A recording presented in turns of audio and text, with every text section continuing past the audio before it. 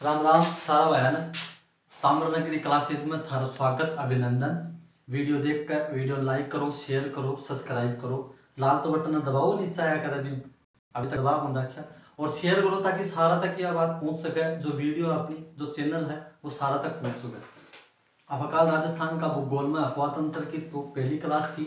मैं कुछ लास्ट को जो बच्चों को थो जो कम समझ का है, जो भी बच्चा था जो मैंने पर्सनली मिला ही बन सारा का थोड़ा सा कम समझ में आया। लास्ट को कॉन्सेप्ट तो वापस से देखा, थोड़ा सा रिवाइज करा, फिर आगे लेकर आना। और इसमें तो कुछ कॉन्सेप्ट रह भी गया था, कुछ और भी बातें थी जो रह गई थी। आज पूरी करते हैं गग्गर नदी को। गग्गर नदी कहाँ से निकलती है? शिवालिक हिमालय। हिमालय 4 प्रकार के होते हैं: ट्रांस हिमालय, महान हिमालय, लघु हिमालय और शिवालिक हिमालय। इनको अलग भी करते हैं, थ्रस्ट होते हैं। वो इंडियन ज्योग्राफी आएगी उसमें करवाएंगे पूरा। निकलती कहाँ से है? शिवालिक हिमालय। पहाड़ी है कालका माता की पहाड़ी। राज्य है हिमाचल प्रदेश। जिला है शिमला के नजदीक पड़ता है कांगड़ा। कहाँ से? शिमला के नजदीक कांगड़ा से। कौन सी नदी आ रही है? गग्गर। कौन सी? गग्गर नदी। गग्गर का नाम जो भी था वो कल बता दिया था आपने आपको। आज देखो आगे चाल पड़ी पानी लेकर। अब देखो पहाड़ी में वर्षा होगी, काल भी था पहले का जो वीडियो भी देखो अरावली थी, इस साइड वर्षा होगी तो आगे की तरफ जाएगी तो नदियां निकल के जाएगी। तो ये मान लो हिमालय है, हिमालय के इस डाल पे वर्षा हुई तो पानी लेके जाएगी आगे की तरफ। तो शिवालिक हिमालय से लेके आ रही है। और सबसे पहले आएगी O2। O2 है कहाँ पे? हिसार हरियाणा। O2 ये झील है। क्या है? झील। O2 झील में आकर पानी गिरतेगी आपको। O2 झील भरवा के बाद में राजस्थान में प्रवेश करेगी। अब नई बात करंट के हिसाब से आजकल जो हरियाणा सरकार है वह O2 झील की खुदाई कर दी। O2 झील की खुदाई कर दी तो पहली मान लो थोड़ो पानी आ तो अब खुदाई कर दी, जहाँ कुओं है ज्यादा घेरो कर दिया तो बिन पानी ज्यादा आ सके। इस प्रकार से झील की ज्यादा खुदाई कर दी तो बिन पानी ज्यादा है। तो जो घग्गर नदी को पानी है वो राजस्थान में कम मिल रहा है। किसका कारण? O2 झील की खुदाई करने का कारण। ठीक है, O2 झील की खुदाई कर दी पर फिर भी पानी आवा है। अब देखो पहले की पड़ रहा नदी नाला तो बैंक सूखा, पहले की चीज पड़ रहा है। O2 झील के बाद में राजस्थान में प्रवेश करती है हनुमानगढ़ जिले के टिब्बी तहसील के तलवाड़ा गांव से। तलवाड़ा गांव से, टिब्बी तहसील से, हनुमानगढ़ जिले से। जैसे कि झुंझुनू जिला, खेतड़ी तहसील, फिर और भी गांव हो कोई भी, जैसे कि झुंझुनू में पपुरना या फिर बिलवा, जो भी कुछ गांव हो, पपुरना, बबाई, मदार, कुंदन, खान है, पपुरना खान, कोल्हान की खान। तो यहाँ इस प्रकार है। जिला तो है हनुमानगढ़, टिब्बी है तहसील, गांव है तलवाड़ा। इससे प्रवेश करती है कौन सी नदी? घग्गर नदी। घग्गर नदी राजस्थान में प्रवेश कहां से करती है? टिब्बी तहसील से। इसके साथ INGP इंदिरा गांधी नहर सिंचाई परियोजना राजस्थान में प्रवेश कहां से करती है? टिब्बी से। टिब्बी से फिर मस्ता वाली हेड आएगी, वो आगे का कॉन्सेप्ट है जब सिंचाई परियोजना पढ़ेंगे तब। अब आगे देखो। अब देखो अगर सामान्य बारिश हो जिस हिसाब से हो रही है तो घग्गर नदी, वो बाद में बताऊंगा, पहले ये देखो हनुमानगढ़ से प्रवेश करके इस घग्गर नदी पे एक झील बनी हुई है। कौन सी झील? तलवाड़ा झील। कौन सी झील है? तलवाड़ा झील। तलवाड़ा झील से अगर सामान्य बारिश हो तो ये बटनेर का जो दुर्ग है हनुमानगढ़ में वहां आके विलुप्त हो जाती है। कौन सी? घग्गर नदी। कहाँ पे? बटनेर। बटनेर का दुर्ग है कहाँ पे? हनुमानगढ़ के अंदर। कहाँ पे है? हनुमानगढ़ के अंदर। अगर सामान्य बारिश हो, अगर बारिश तेज मूसलाधार हो जाए यानी अधिक वर्षा हो जाए, तेज बारिश है, वर्षा वाला दिन बताया था 0.25 सेंटीमीटर से अधिक वर्षा जिस दिन होती है उसे क्या बोलते हैं? वर्षा वाला दिन। तो 0.25 से अधिक हो जाए, तेज बारिश हो जाए, सामान्य से अधिक वर्षा हो जाए तो ये झील जो पानी है घग्गर नदी का वो अनूपगढ़, सूरतगढ़ जो गंगानगर में है वहां तक पानी आके विलुप्त हो जाता है तेज वर्षा पर। और अगर बाढ़ की स्थिति हो तो ये पाकिस्तान जाती है और पाकिस्तान में बहावलपुर के फोर्ट अब्बास तक जाती है। पाकिस्तान में पहुंचने के बाद घग्गर नदी को बोलते हैं हकरा। क्या बोलते हैं? हकरा। राजस्थान की अंतरराष्ट्रीय सीमा बनाने वाली नदी घग्गर नदी। राजस्थान की अंतरराष्ट्रीय सीमा बनाने वाली नदी कौन सी है? घग्गर नदी। पाकिस्तान में कहां तक? फोर्ट अब्बास तक। क्या बोलते हैं? हकरा। अगर तेज बारिश होगी तो अनूपगढ़, सूरतगढ़ तक। जो सूरतगढ़ है सबसे बड़ा कृषि फार्म है राजस्थान का, वो सूरतगढ़। और सुपर क्रिटिकल पावर स्टेशन अब 8वीं इकाई चालू हो गई है। तो ये अनूपगढ़ सूरतगढ़ वही है। बटनेर के पास नॉर्मल वर्षा था। ये तो इसकी कुछ बात थी जो कल रह गई थी, थोड़ी सी समझ में कम आई थी। फिर इस घग्गर नदी के तट पर 2 सभ्यता स्थल है। एक तो है हरियाणा में, एक है राजस्थान में। एक कहाँ पे है? हरियाणा में। एक कहाँ पे है? राजस्थान में। राजस्थान में है कालीबंगा। कौन सी है? कालीबंगा, जो हनुमानगढ़ पे है। कहाँ पे है? हनुमानगढ़। एक जीके का क्वेश्चन आजकल इंपोर्टेंट हो गया, क्वेश्चन बता रहा हूं। जैसे कि इसकी खोज की थी अमलानंद घोष, और इसका उत्खनन किया था, इसको खोदने का कार्य किया था बीबीलाल थापर महोदय ने किया था। लेकिन कालीबंगा जो सभ्यता है उसके बारे में लिख के कौन गया था कि हाँ कालीबंगा सभ्यता, यहाँ पे कोई सभ्यता स्थल है।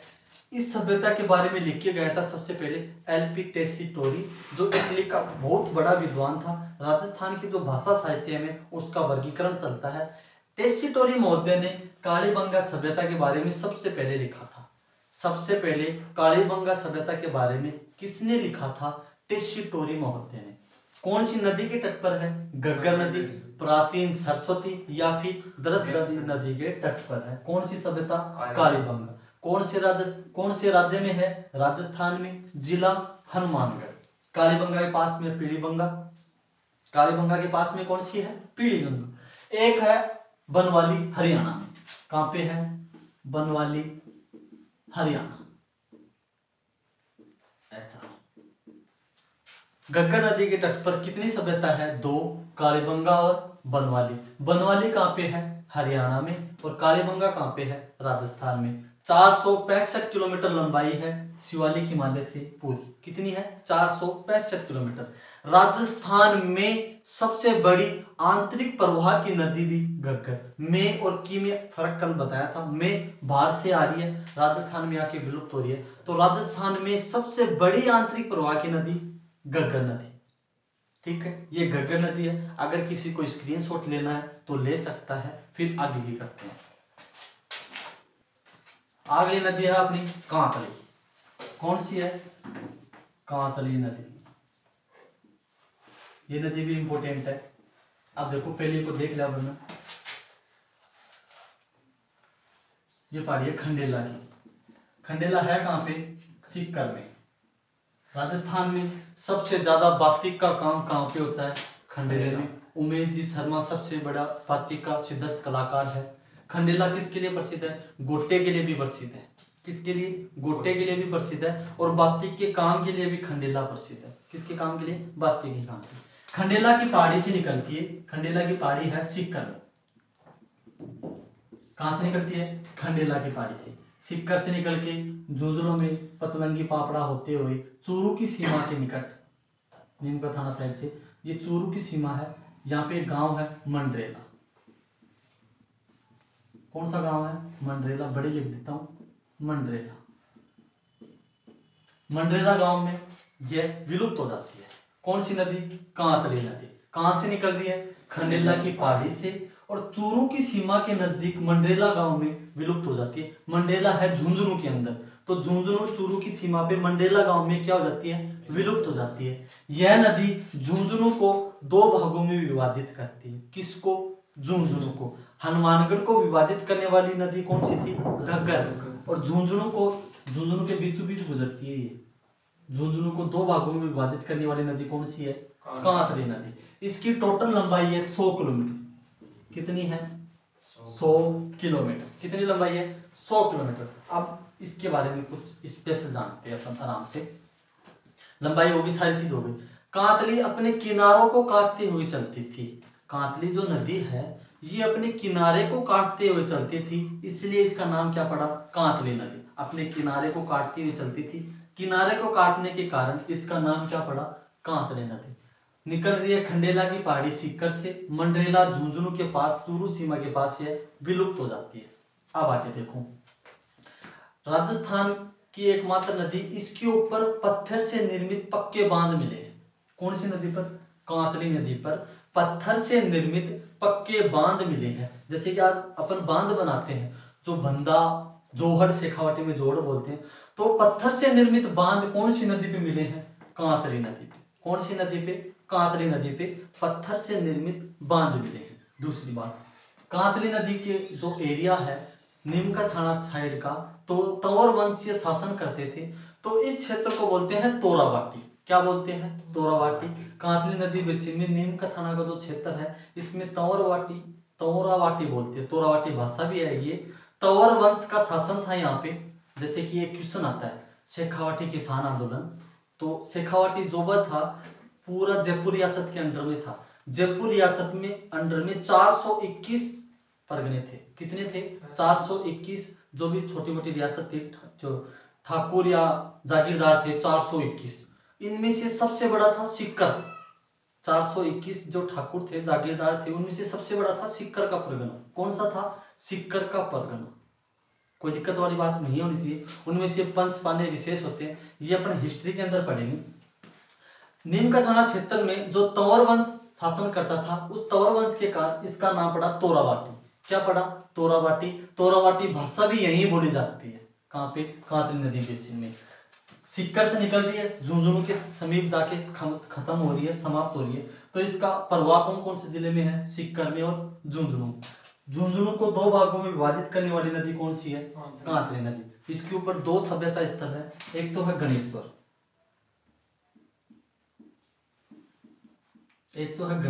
एक है सुनार। गणेश्वर है नीमका थाना, बहुत बड़ा क्वेश्चन एग्जाम में है, और सुनारी है झुंझुनू में, खेतड़ी के समीप है। खेतड़ी में आता है सुनारी। खेतड़ी में एक है इस साइड थोड़ा सा गांव, अगर कोई बाहर का है तो एक उसरिया गांव है, उस साइड आता है सुनारी। कौन सी नदी के तट पर था? कांतली नदी के तट पर था। गणेश्वर, नीमका थाना, सुनारी, झुंझुनू कौन सी नदी के तट पर है? कांतली नदी के तट पर। क्वेश्चन आता है ताम्र सभ्यता स्थल की जननी किसे कहा जाता है? गणेश्वर सभ्यता को। कौन सी नदी के तट पर है? कांतली नदी पर। कौन से जिले में है? सिक्कर में। स्थान नीमका थाना। सभ्यता स्थल आएगी और विस्तार से। इसमें मछली पकड़ने का कांटा मिला तांबा का, तो मतलब यहाँ पे पहले मछली पालन हुआ करता था, मछली पकड़ने का भी काम किया जाता था। कहाँ पे? गणेश्वर में। कहाँ पे? गणेश्वर। क्वेश्चन आता है राजस्थान की कौन सी सभ्यता मांस का घोतक है? गिलुंड सभ्यता।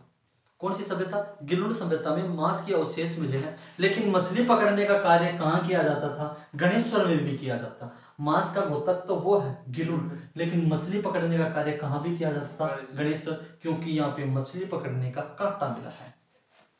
गणेश्वर सभ्यता ताम्र सभ्यता है, ताम्रकालीन सभ्यता है। सुनारी लोहकालीन सभ्यता है। यहाँ पे लोहे गलाने की भट्टियों के अवशेष मिले हैं। कहाँ पे? सुनारी पे। कौन सी नदी के तट पर है? कांतली नदी। अब देखो कल बताया था राजस्थान में सबसे बड़ी आंतरिक प्रवाह की नदी घग्गर। राजस्थान की सबसे बड़ी आंतरिक प्रवाह की नदी कांतली। कहाँ से निकल रही है? खंडेला से, झुंझुनू के समीप जाके विलुप्त हो रही है। तो राजस्थान की सबसे बड़ी आंतरिक प्रवाह की नदी कौन सी है? कांतली नदी। कितनी लंबाई है? 100 किलोमीटर। झुंझुनू को दो भागों में विभाजित करती है। कौन सी नदी? कांतली नदी। पत्थर से निर्मित बांध है, अपने किनारों को काटते हुए चलती है। ये कांतली नदी है। अगर स्क्रीनशॉट लेना हो तो ले सकते हैं, नोट्स बना रहे हो तो बहुत अच्छी बात है। ये अपनी कांतली नदी पूरी होगी। दो सभ्यता है और जो भी कुछ बात थी मैंने बता दी, स्क्रीनशॉट ले। अगली अपनी कांकनी या मसूरती। कौन कौन सी है? कांकनी, दो नदी हो जाएगी एक साथ। काकनी, काकने, मसूरती, ये इसी के नाम है। यह जैसलमेर जिले की मुख्य नदी है। किसकी है? जैसलमेर। इसका जो उद्गम होता है वो जैसलमेर में एक हमादा मरुस्थल में कोटड़ी गांव, कोटड़ी की पहाड़ी।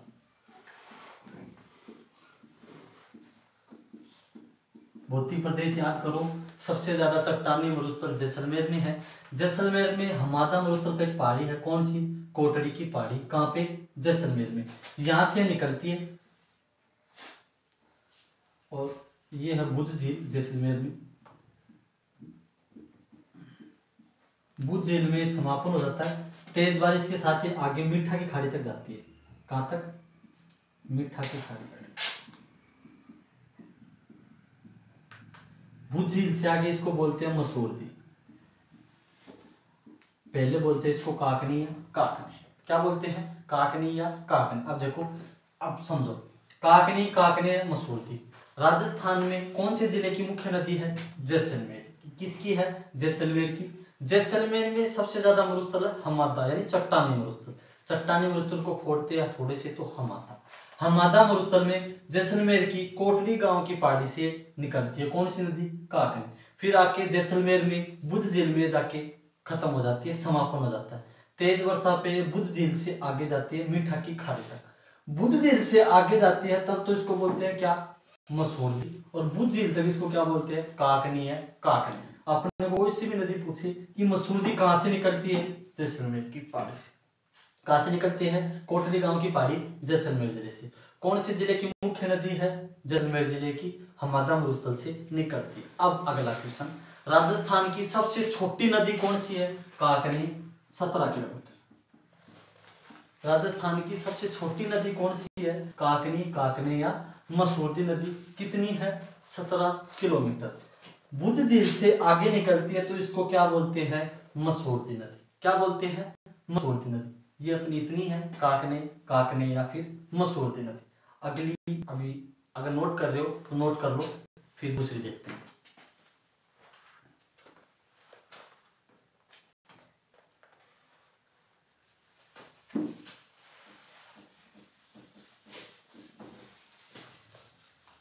अगली नदी है साबी नदी।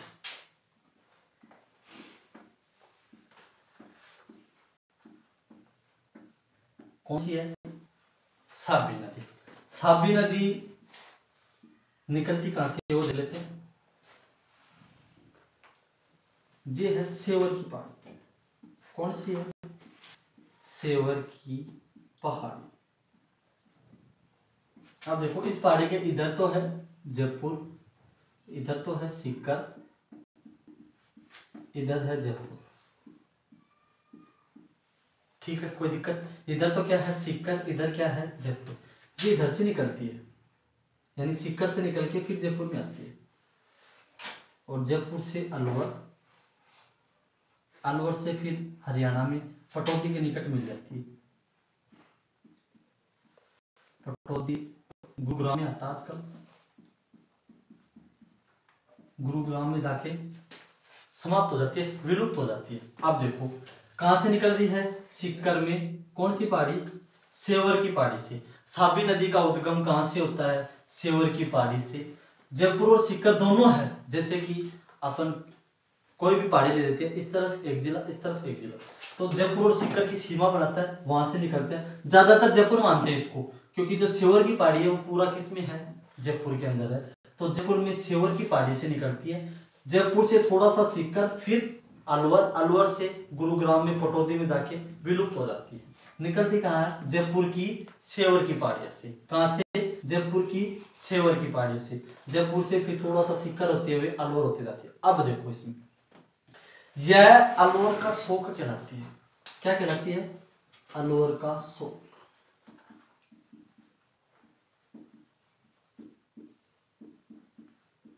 शोक का मतलब, अलवर में बाढ़ किसके कारण आती है? साबी नदी के कारण। अलवर में बाढ़ किसके कारण आती है? साबी नदी के कारण। अलवर में अपनी बाढ़ के कारण कुख्यात है। विख्यात और कुख्यात में आपको अंतर समझ में आना चाहिए।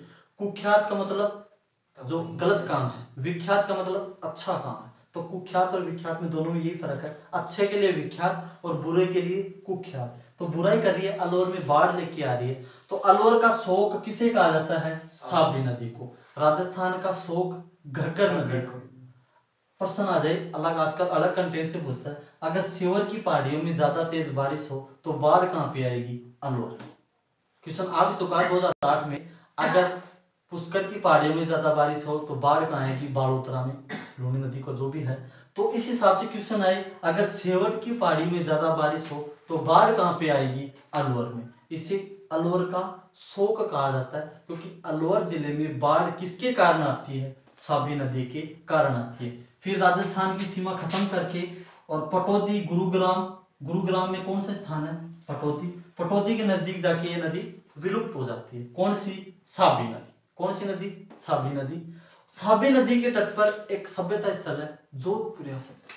जोधपुरा सभ्यता स्थल, जोधपुरा है, जोधपुरिया भी बोलते हैं। क्वेश्चन क्या आता है?